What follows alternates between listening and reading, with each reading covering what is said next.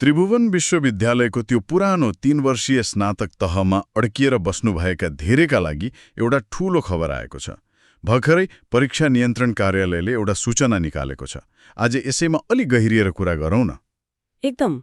यो हेर्दा त सामान्य परीक्षा तालिका जस्तो मात्रै देखिन्छ हैन, तर खासमा यो एउटा अध्यायको अन्त्य जस्तै हो। यो सूचना विशेष गरी 3 वर्षीय बीए, बीबीएस, बीएससी अनि बीएडको तेस्रो वर्षमा रहेका आंशिक वा मौका परीक्षा दिनेहरूको लागि हो। मौका परीक्षा भन्नासाथ त यो अन्तिम अवसर जस्तो सुनिन्छ नि, के कसो? हो, बिल्कुल। विश्वविद्यालयले यो पुरानो प्रणाली अब बन्द गर्दैछ, त्यसैले उहाँहरूको लागि यो कि अहिले कि कहिल्यै जस्तै अवस्था हो। ओहो, अन्तिम अवसर भन्ने बित्तिकै त दबाव सिधै बढिहाल्छ। त्यसो भए यसको सबभन्दा महत्त्वपूर्ण कुरा के हो त? मितिहरू नै होला हैन? हो, मितिहरू एकदमै महत्त्वपूर्ण छन्। सूचना माघ 2 गते आयो अनि परीक्षा माघ 18 देखि सुरु भएर फागुन 1 सम्म चल्नेछ। समय नि? समय दिउँसो 12 बजेदेखि 3 बजेसम्म। तर यहाँ सबैभन्दा ध्यान दिनुपर्ने कुरा अर्कै छ। त्यो के हो? त्यो हो परीक्षा फारम भर्न छुटेकाहरूका लागि दिएको अन्तिम मौका। उनीहरूले माघ 7 गतेभित्र फारम भरिसक्नुपर्छ।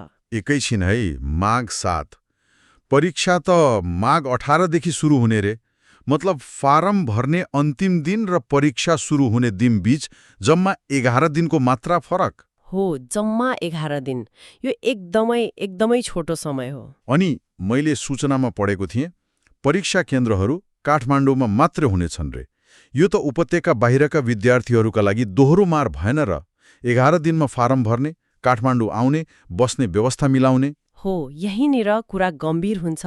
बाहिरका विद्यार्थीले यात्रा, बसाई सबै कुरा त्यही 11 दिनभित्र व्यवस्थापन गर्नुपर्छ। यसले उनीहरूमाथि आर्थिक र मानसिक दुवै दबाव थपिदिन्छ। ठिक छ, अब त्यो सबैभन्दा जरुरी प्रक्रियाबारे कुरा गरौँ न।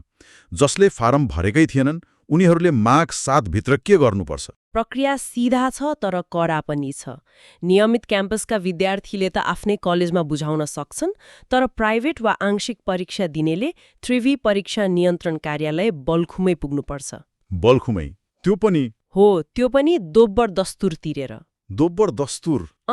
यो दोब्बर दस्तुर जरिवाना मात्र होइन के, यो त एउटा सङ्केत हो कि पहिलो मौका गुमिसक्यो।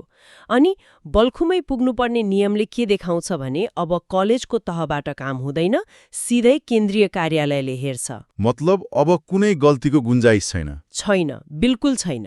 त्यसो भए अहिलेको मुख्य सन्देश भनेको समय एकदमै कम छ र प्रक्रियामा कुनै छुट छैन। छुटेकाहरूका लागि पहिलो काम माघ 7 गते जसरी पनि बल्खु पुगेर फारम भर्ने।